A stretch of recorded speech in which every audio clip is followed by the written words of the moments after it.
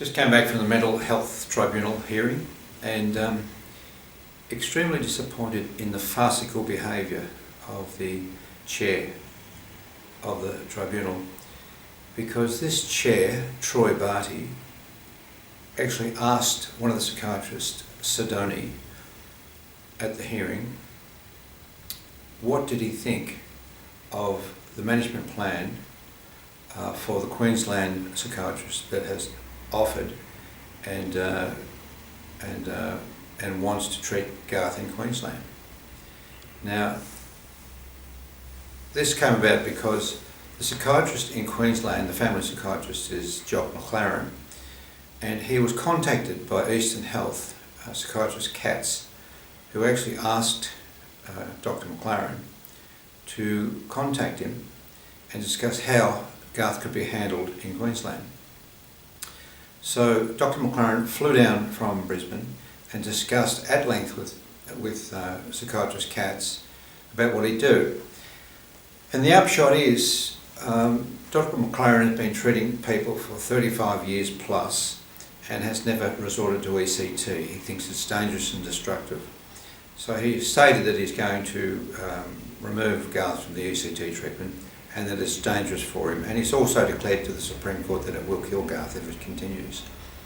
So all of a sudden, psychiatrist Katz has reneged on that request. He actually called the psychiatrist McLaren in Queensland and asked him to discuss the transition.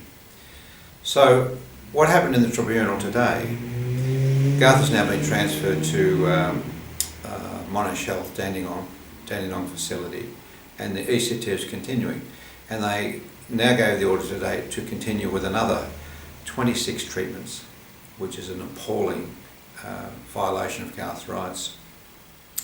But the thing that is extremely upsetting is that the chair, Troy Barty, actually asked the psychiatrist in the hearing today what he thought of the treating psychiatrist in Queensland's plan. Now, under Victorian law, that psychiatrist in Melbourne has no authority or rights whatsoever to even consider whether or not the Queensland psychiatrist plan is adequate. And this is the reason. The only reason a psychiatrist in Melbourne can discuss a plan of a psychiatrist in another state is if Garth is being transferred from the Victorian mental health system to the Queensland mental health system.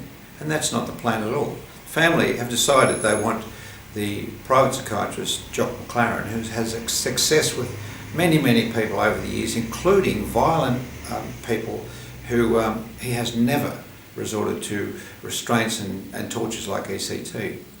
So, under the Victorian Health Commission, the Victorian Health Act, there's only an authority for a psychiatrist in Victoria to examine and consider and find a plan wanting or satisfactory if Garth was being transferred from Victorian mental health to Queensland mental health. It's not the case. The psychiatrist in Queensland is a fully registered, accredited professional psychiatrist. And once the family have decided they want him to take the care of Garth, it is none of the psychiatrist Sidoni's business. It's none of the chair's business. It's none of Victorian mental health's business. And for this chairwoman to actually ask a question of a psychiatrist, what do you think of the plan of a psychiatrist in Queensland, is a violation of the Victorian Mental Health Act. This chairwoman has no idea, she has no authority and no right whatsoever to ask a psychiatrist in Melbourne what that psychiatrist thinks about a plan in another state of a private psychiatrist.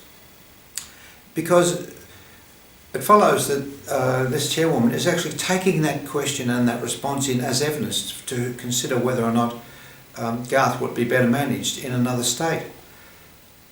It is unlawful for any psychiatrist in Melbourne to find another psychiatrist of another state's plan adequate or inadequate. They don't have the authority, and this chairwoman does not have the authority to ask such a question.